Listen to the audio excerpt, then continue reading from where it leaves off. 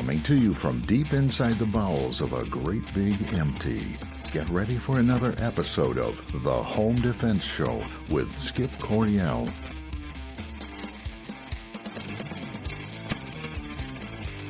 And that was Golden Glenn, the official announcer of the Home Defense Show, and I'm your host, Skip Coryell, author of 22 books, Marine Corps veteran, founder of the Second Amendment March, proud father of 7, grandfather to 20 and counting, and as a special bonus, I'm also madly in love with my own wife.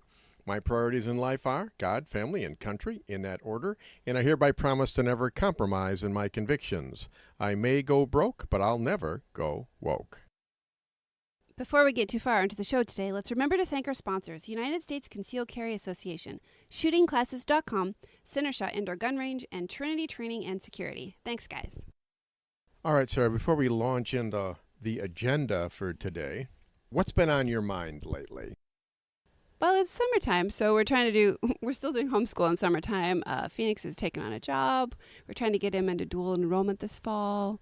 We were blueberry picking just once. It was really fun. We added some air conditioning to our house for the summer. It's making the summer so much more pleasant. I highly recommend it. Well, you know, summer is supposed to be a slow time for so many people, but it's never a slow time for us. We've got gardens, which is a lot of work, by the way. Folks, I threw my back out weeding the garden last week, and I've been mending for like a whole week now. So, I don't know. It can't be my age because I'm, 27? How old am I again? Well, I'm a little past 27, so okay. Probably a little past. Oh, and I am older than you, I think. Just a teeny bit. You just had a birthday last week. I did. And how old are you? I don't want to talk about that, but we did discover this marvelous Japanese restaurant in our little podunk town of Plainwell. Sorry. It was such a nice place, so it was kind of fun. Me and the younger two kids, we don't really go to restaurants much because we have so many food issues, but we found that sushi and their hibachi grill thing, we could do that. So it's been quite a blessing. Well, you're not the only one with a food issue. I have a food issue, too. You do, huh? Yeah, I can't stop eating it. Well, that is a problem. It's definitely a problem. All right. I ran across this quote that I wanted to read on the air. And it's a different kind of a quote. I just want to get your initial reaction. You know, our son listens to music that's different than ours, right? This is true. Yeah, Cedar, he likes rap music. I don't like rap music. He likes a lot of different things, but none of them really resonate with me usually, yeah. That's a very nice way of putting it. But he actually played this for me. Every once in a while, he'll say, Dad, you got to listen to this. And of course, I'm very... Yeah, I know. I'm very patient, and I feign interest. Is that what you do or not? No, I'm more likely to tell him what I think. Oh, you should never do that. Well, I want him to think, so... Well, okay, yeah, I get it. But he played this to me, and the lyrics, just this one sentence, was great. This is by a rapper named Tom McDonald, who I don't know, from Adam. And the words go, you talk about leaving a better planet for our kids. How about leaving better kids for our planet? Ooh, that's a good quote. That's an excellent quote, and it's a very good question. We talk about, saving the planet, leaving a better planet for our kids. But a lot of the kids these days are not really good for our planet. Yes, we should teach them to appreciate the good. I guess I kind of learned later in parenting that part of what you're supposed to be doing seems obvious, but nobody really spelled it out for me. But teach your kids to love the good. Like, part of parenting is training them to appreciate and love what is good and beautiful and wholesome. It never occurred to me that was part of what I was training. Like, I probably did it accidentally to a point, but had I realized on purpose that's what I was doing, I would have made more point about it, I guess. Yeah, well, it gives us a good transition into our news article today, because this is something that's near and dear to my heart, because actually it just kind of scares me the direction our young people are going these days, and you can blame all different kinds of things about it. But Sarah, I want you to go ahead and read this article. It's a little scary for me. New 911 audio captures neighbors warning of full-out war before police were attacked in block party chaos. North Charleston residents reported gunfire and crowds of 500 before officers were attacked in South Carolina. Newly released 911 calls capture North Charleston, South Carolina residents expressing fear as they reported armed teens, gunfire, and what one caller described as a full-out war before police were assaulted during a 4th of July block party. Fox News Digital obtained recordings of the calls from Charleston County Dispatch, which reveal multiple residents calling dispatchers shortly before 8:30 p.m. as a city-permitted 4th of July block party in North Charleston's Chickara neighborhood began spiraling out of control. Callers reported people openly carrying guns, hearing repeated gunfire, and fearing for their safety as officers struggled to disperse hundreds of attendees before multiple officers were assaulted and 6 people were later charged.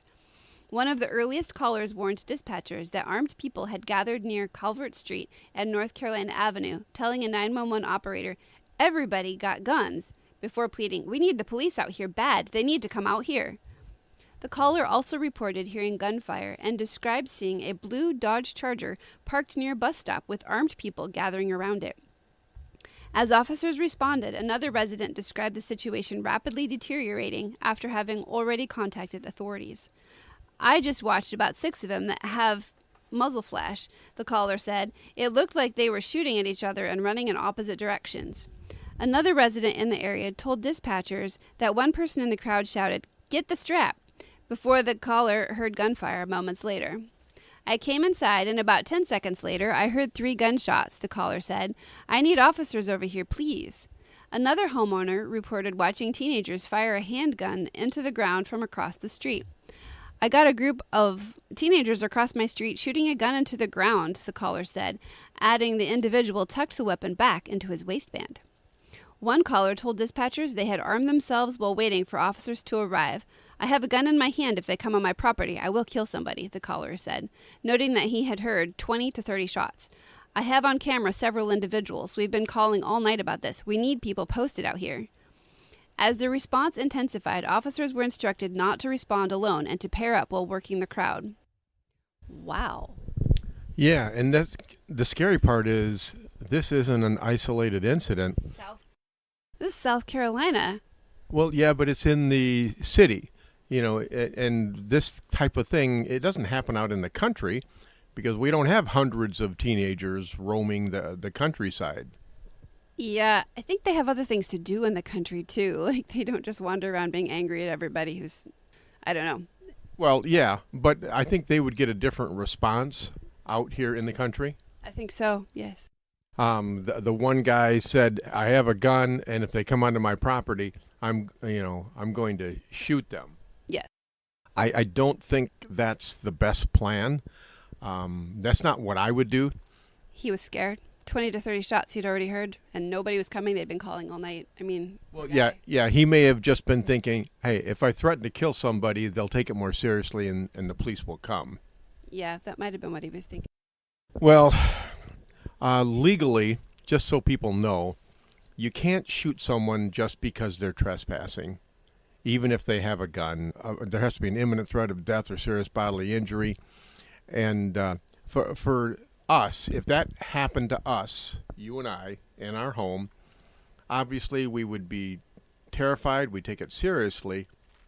But for me, I'd arm up. I'd get everybody else armed, and we would treat it like our castle was being attacked, and we'd be behind cover, something that stops a bullet. They had more time when this because this plays out over a matter of minutes and hours sometimes.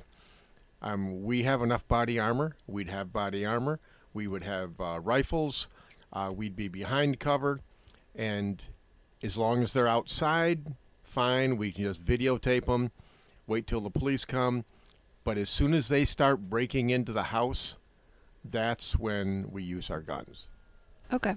Well, Maybe we should practice that, huh? Should we practice that? I have something else to gotta do today.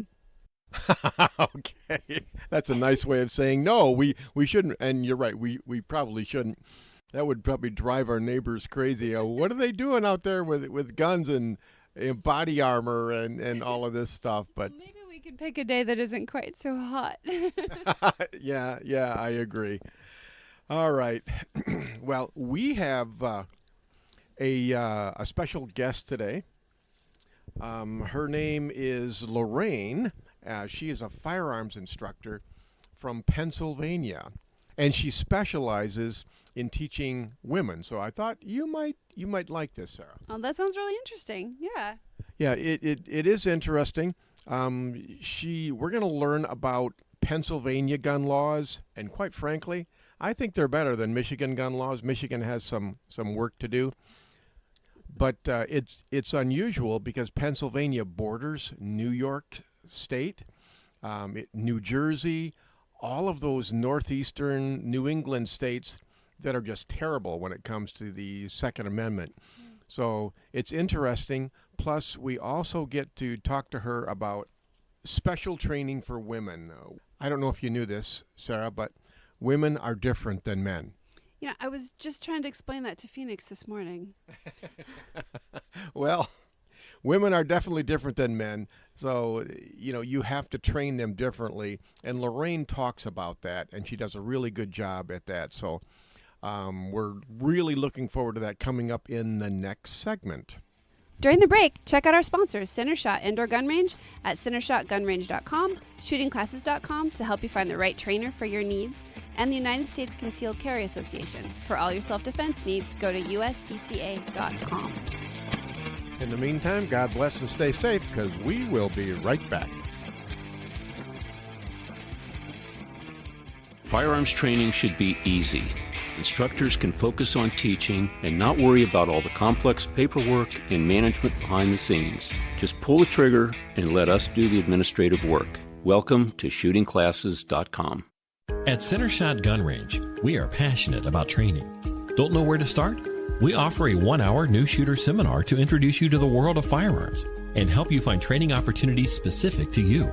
Concealed carry, home defense, firearm safety, AR-15, private one-on-one training, custom training, or maybe you're on a security team looking to protect your church or business. We even offer weekday morning and evening classes. Center Shot Gun Range has you covered. Start your journey at centershotgunrange.com. Hey there. Yeah, you. It's time to level up your skills. Check out shootingclasses.com and explore a wide range of training options. With more than 50 types of classes to choose from, beginner to advanced, concealed carry to medical training, online sessions, and even non-live fire courses, there's something for everyone. Just enter your zip code, use the filters to narrow your search, and find the perfect class for you. This site has all the details: instructor bios, class info, requirements, available dates, and the option to register, all in one place. It's that simple at shootingclasses.com. In today's world, safety and preparedness are more important than ever. At Trinity Training and Security, we offer comprehensive training for your peace of mind. Whether you're obtaining your concealed pistol license, mastering CPR and first aid, or engaging in scenario-based training, we've got you covered. We look forward to working with you in one of our classes or bringing the class to your church, school, or business. Need security for an event? Protecting your assets? Our team provides private security, close protection, media crew escorts, high security terminations, and more. Always with discretion and professionalism. With Trinity, safety is more than a service. It's a commitment. Avoid danger, save lives, and keep your loved ones safe. If this sounds good to you, you sound good to me. And I'd like to help you do those things. Avoid danger, save lives, and keep your loved ones safe. If you're looking for more excitement in your life, we have nothing to offer you. But if you are a thoughtful, responsible, nonviolent man or woman, we'd love to teach you what to do if something crazy happens. More importantly, we'd like to teach you what not to do. We currently have over 500,000 members. They are doctors and single moms and firemen and grandmothers and veterans and Democrats and Republicans and members of every faith. But the one thing they all have in common is that they know exactly what to do if something crazy happens. When you're with one of our members, you are safe. Our members know how to de-escalate situations. They know how to calm things down. We are the United States Concealed Carry Association. See what we're all about at usconcealedcarry.com. Discover the little-known backstory of the U.S. Concealed Carry Association at usconcealedcarry.com. He's old, he's cranky, his back hurts, and he can't remember where he put his car keys. But his mother still loves him. Welcome back to the Home Defense Show with Skip Coryell. All right, before we get too far into the show, let's thank our sponsors, United States Concealed Carry Association, shootingclasses.com, Center Shot Indoor Gun Range, and Trinity Training and Security. All right, and now I have a special guest today from a long ways away from Michigan. Her name is Lorraine Crescimanno. Lorraine, welcome to the Home Defense Show. Morning, Skip. This is it's going to be fun today. Glad to be here. Yes, it is. All right. Now, for the benefit of the listeners, where are you from, Lorraine? I am speaking to you right now from Northeast Pennsylvania.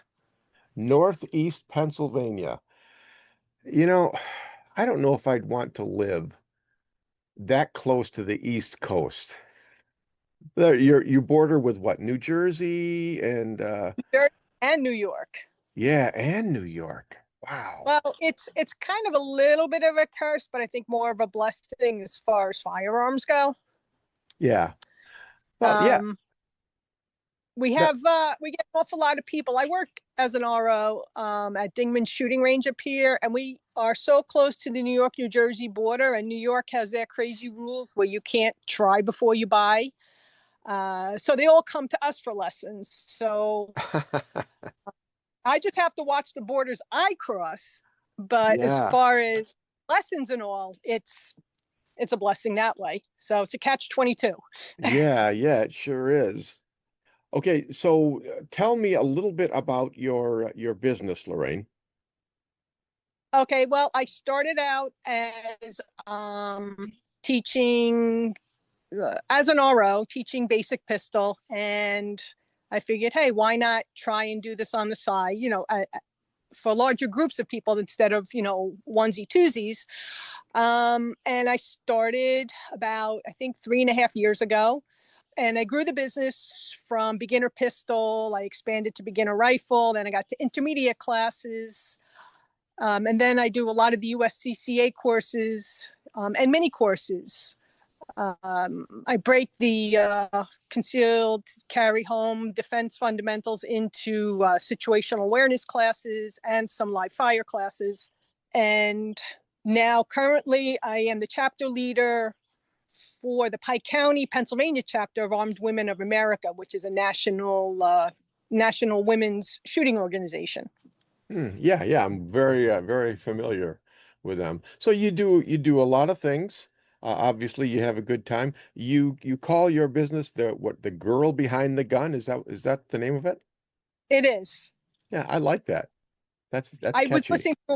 was listening to a podcast one time, and the woman that was speaking, I can't even remember what podcast it was, and she said something about teaching, from behind the gun. They're teaching women, kind of like the girl behind the gun, and I'm like, that's it. I got to use that. Well, you know what? I like to stay behind the gun and not in front of it. I think that's good. It's always safer to go home with as many holes as you started work with in the morning. That's right. Important safety tip right there. Well, all right. Tell me a little bit about Pennsylvania concealed carry. What kind of, how much training do you require, or is it constitutional carry? What is Pennsylvania like? All right. Well, Pennsylvania doesn't really require any training. As long as you're a Pennsylvania resident, you can apply online. And as long as you pass your background check, you can pretty much pick up a permit within a few hours to a couple days. Pennsylvania is a shall issue state. You can even apply for your permit online if you're out of state, as long as you have your own home state permit. Okay. You can open carry in Pennsylvania, but you cannot conceal carry unless you have a permit. Okay. All right. Well, actually, Pennsylvania law sounds better than Michigan law. As far as the requirements and all of that. I mean, don't get me wrong, I'm a huge advocate of getting training. I've been an instructor myself for 26 years, and I teach USCCA classes too. I like the organization, and I like their training. But what do you like, I guess, the most about the things that you teach? What do you specialize in? Okay, so I didn't actually start out this way. I started doing private lessons. Well, first I started doing the general classes over at my range. And then I expanded into private lessons because a lot of people were like, well, I need more practice. And they didn't want to do more group lessons. So I just advertised that I did private lessons. It didn't matter if you're a man, woman, child, whatever. But for some reason, as you grow your business and go down the channels, somehow I got my way down to teaching mostly women private lessons because they seem to need a little bit more private training and encouragement than the men do. They train for different reasons than men, and I think that requires a little bit more one-on-one training to see where their heads are at versus guys that like to go out in the woods and shoot, go hang out with the guys. The women aren't like that. They're training for a purpose. Talk to me about that. Why do women train? They train more as protectors. Now, I'm not saying that men aren't the protectors, but the men mostly are out at work all day. Women are home with the children. They're out and about town with children. And I hate to say it, but we are the weaker sex. I don't like to think myself as weak. Yeah, I understand. I mean, we could easily be taken around the neck or, behind the shoulders or something, and we can't possibly get out of it. So women have more of a self-defense attitude, being home alone a little bit more, especially up here in the woods. And they don't even complain too much about the animals. They're really concerned about just somebody breaking into their house. And that, like you said, they have children at home. Then they're worried about the safety in the house of firearm storage, so how their children won't have access to the firearms. Because we tell people, if you think you're putting your pistol up on top of the refrigerator for, quick access, don't think your 2 or 3-year-old is not going to figure a way to get on top of the refrigerator and grab it. Yeah. So we do a lot of storage and safety training as well. Like my husband had a shotgun when my kids were little, and I didn't grow up around guns. So it didn't really matter to me that he had a shotgun in the house for hunting, but it did freak me out until I made him say, well, the shotgun is upstairs, but the ammo better be downstairs because of our kids. But I was never for or against it. I was nervous with it in the house. Yeah. Yeah. That's what I find a lot. There's certainly, sometimes in our society, there are certain people that they want to say that men and women are the same. And they're not. I would say that, yeah, they're equal as far as rights go and value and worth and all of that. But men and women, they are worlds apart in a lot of different ways. I mean, women, you referred to yourself as the weaker sex. And I think physically that's generally true. But women just have different strengths and weaknesses than men have, and vice versa. I mean, geez, my wife, she co-hosts the show with me, and she pretty much feels the same way about what you've just talked about. She carries for personal protection. She's not, you know, gung ho, even though I do what I do, she's not gung ho about guns. She does it because it's a tool that she might need to protect herself and her family.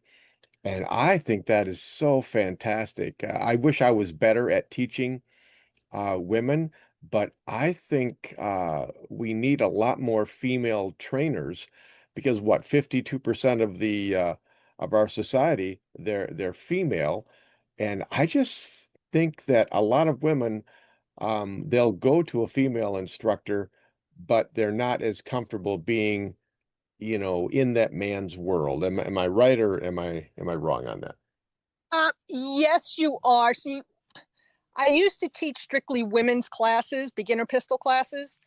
And the guys eventually said, well, hey, what about us? We want to do this too. So then I combined the classes, but I still find that most of the time the women ask more of the questions than the men. So the men, once again, are still there to set lead down range, where the women want to know a little bit more why they're sending lead down range. Why are they pulling the trigger slowly? How do you fix the low left shooting if you're right? Yeah. Guys are there more for the excitement, and women actually are more afraid to pull the trigger than the men are. Yeah, yeah, I've noticed the same thing. I've noticed when you're teaching a woman, you need to be very patient, methodical. You slow things down and explain everything. It's like, okay, why am I doing all these things? And not everyone can do that. I've run across some instructors that are impatient, not hostile, but just too brusque, too gruff. And I know someone like my wife, she's not going to like uh, Exactly. dealing with someone like that. Well, sometimes I go into, whether it's a class or a private lesson, I go with an agenda in mind, but it doesn't always end up that way. Sometimes I don't get through the entire the agenda that I had planned because the women ask a lot of questions. Well, in our next lesson, we're going to pick up from here, and we'll finish my agenda for today in our next class.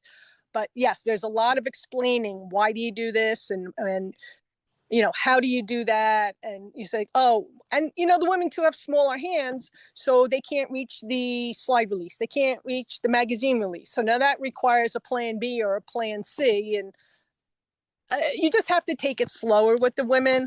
And as long as they feel that they got something out of the class, if you didn't finish the agenda, you didn't do it, but they're safer for what they did learn. They're more confident in what they did learn. And that's another thing with the women, is they need the confidence that they can do this. Yeah. I have women that, they get up to the firing line, and I did the whole, with a dummy gun, this is how you hold it, this is how you stand, this is how you aim. Then they're afraid to pull that trigger. So I said, all right, let's just shoot one and put the gun down. And then we'll see what, then we'll explain what you just went through. And then next thing you know, there's like, oh, that wasn't so bad. Then that turns into 3 shots, and it turns into 5 shots. And then they're like, I can do this. But it put 15 in the magazine and let it rip. It's not going to happen with the women. Have you ever trained women who, how do I say this, have maybe been battered or traumatized by men, or how do you deal with things like that? I only had one woman that actually was shot. She was shot in the leg. Oh, wow. And I think she was from New York. And she came with a group of friends. I don't know if it was friends or family, but she came with a group of people. She went through the whole, with the dummy gun, how you hold, how you stand, all that. She got one shot off, and she says, listen, I can't do this. Yeah. And she was, I think, the only one that I've ever trained that just said, I'm going to wait outside. I can't do this. Every other woman that I've ever trained, once she got that first shot off and we went through it, we progressed and got through it. But that was the only time I remember where somebody said, I can't do this. A couple other women were training because they felt like they were going to be in a potential situation, and they just wanted to be prepared just in case. Yeah. But yeah, that's about all I can remember as far as previous situations. Yeah, I had a lady once. She came to me with her husband, and she'd been raped at gunpoint, and she was terrified of firearms. But she came to me because she was smart enough to know that, okay, this could happen to me again. And she knew that the only way to defend against a criminal, a violent man with a gun is with a gun. And so she was determined to overcome her fear of firearms. But I tell you, we met 3 times out on the gun range, and I remember the first time she fired the gun, and it was just a 22. I made sure I had my hand on her hands as well. Hmm. And the first shot that she fired, she flinched, she screamed, and she dropped the gun. And I had a hold of it, so everything was okay. But that was really different for me because we shot for about an hour with a 22, and every time she fired that gun, she whimpered, and it was That's heartbreaking. sad. Yeah, that's heartbreaking. Yeah, but the thing is, I just had her, hold the gun, and I said, just go ahead and just shoot it. Don't even aim, just hit the berm. That's all I care about. I just worked on desensitizing her to the loud noise and to what little recoil there was. And we met 3 times. And finally, after, 3, sessions, she was able to shoot the gun without whimpering. And then at that point, her husband could take over and they could practice together. But, that was a success story.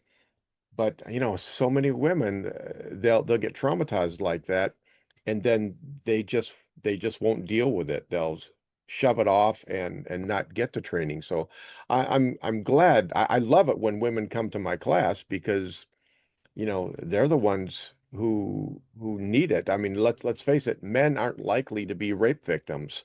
It's always a woman.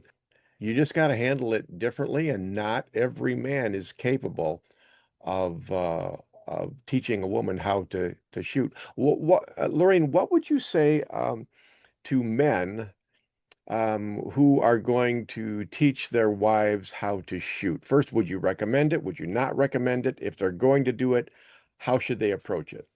Okay, so kind of a funny story about that. I played softball. I played softball for 20 years. It was a 30 and older league. I was the coach for 2 years, or the assistant coach. And every time he would tell me to do something out in the field, I wouldn't do it until until the head coach said it. And he came home one night and he says, "Why don't you ever do what I ask you to do out in the field?" And I'm like, "Honestly, I don't hear you." So, needless to say, after 2 years, he says, "I'm not your coach anymore. I'm stepping down. Sundays is your day, and just leave me out of it." Not in a bad way, but that's what he said.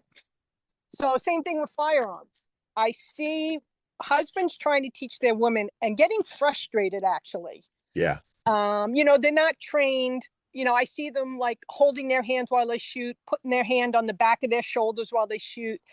And that kind of irks me a little bit. I'm like, she can do this. Just let her do it. And I also think, since I'm a trainer and RO, I see things differently than the husband would. And she might understand it better from me or any of the ROs. I think she would understand it better from one of us than somebody who she's familiar with. She may listen to us more. Um, and sometimes even, one of us ROs are training somebody and we just can't get them to stop doing something, whether it's low left, or we explain it 6 different ways to Sunday and they just don't get it. So sometimes we'll switch ROs and I'll say the exact same thing differently than my buddy just said it, but somehow it clicks. Yeah. So now when a husband, wife, girlfriend, boyfriend, whatever it is, we ask them right off the bat, "Would you like me to train her? You can go into your bay and shoot while I train her." And they usually, like, I would say 80% of the time, you see that look of relief come over their face and they're like, yes, please. Yeah, yeah, So separate them right at the beginning. And I think it's very stressful for a two familiar people, try to teach each other as opposed to a stranger, yeah.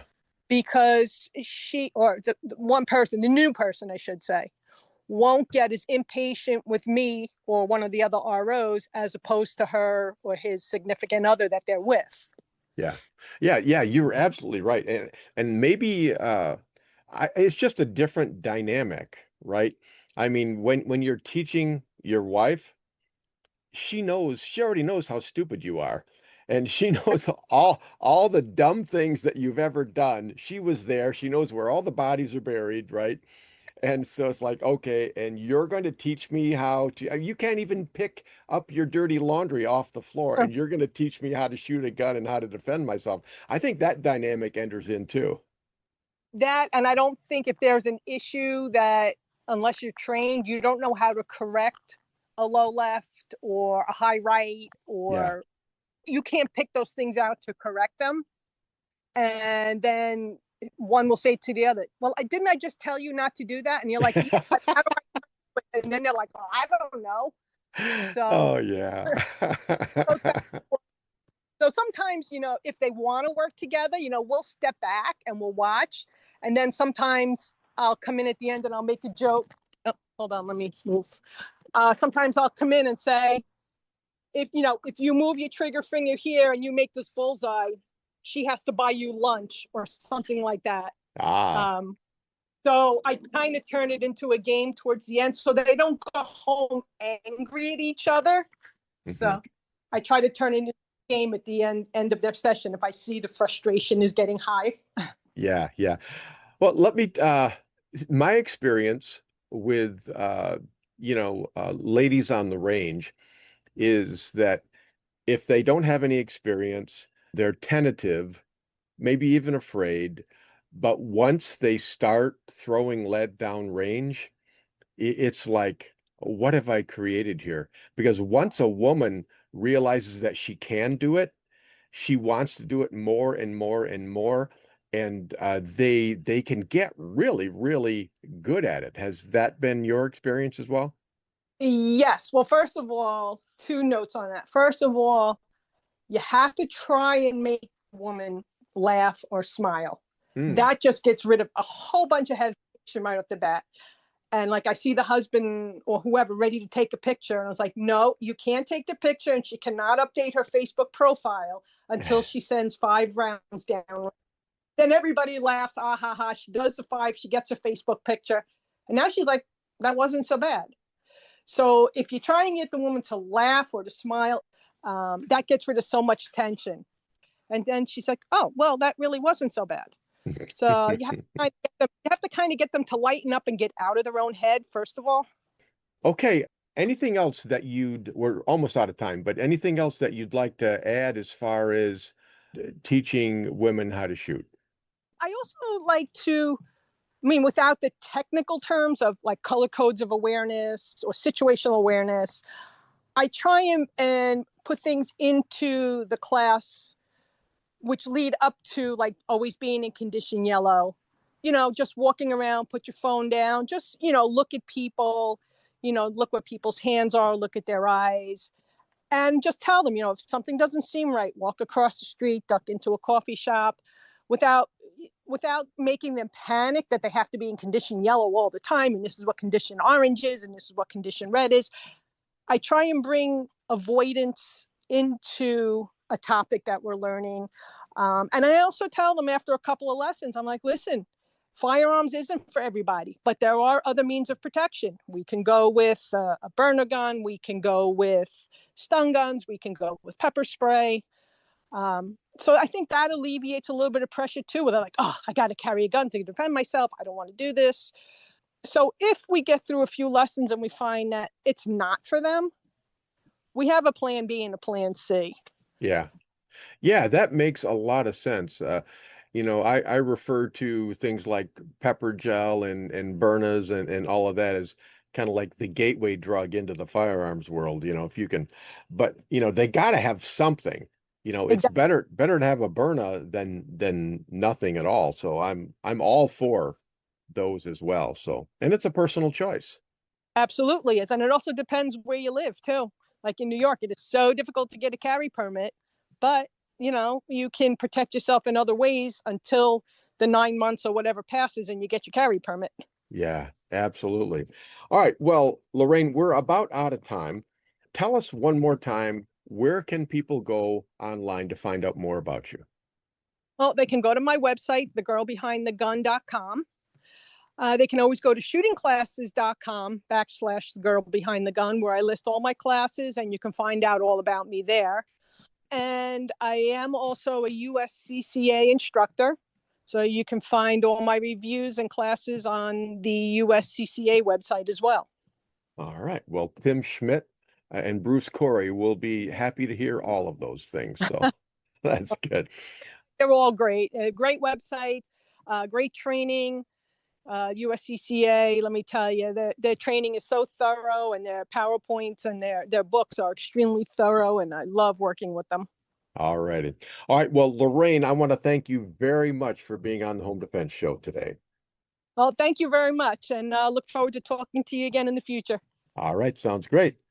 All right. I've written 20 plus books, and they're all available on Amazon.com in paperback, ebook, and audiobook. This week, check out my book, Sunrise Reflections, Finding Hope in Hard Times. I think you'll like it. And if you want training from me in person, then check out Midwest Tactical Training at shootingclasses.com. Please join us again next week for all your home defense needs. In the meantime, God bless and stay safe. Thank you for joining us this week on the Home Defense Show. Now, get out there and protect the ones you love. We'll see you next week with more of the best. Bye-bye, boys! Have fun storming the castle!